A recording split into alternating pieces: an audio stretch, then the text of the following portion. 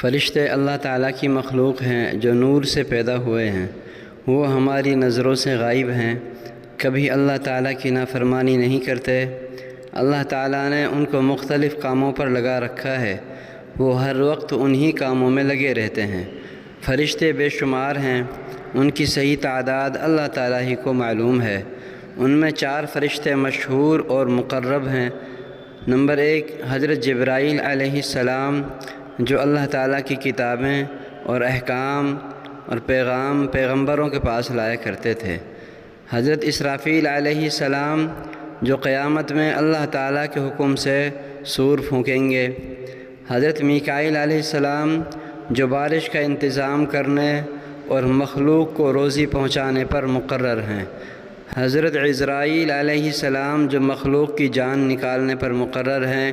اسی طرح ان کے علاوہ بھی بہت سارے فرشتے ہیں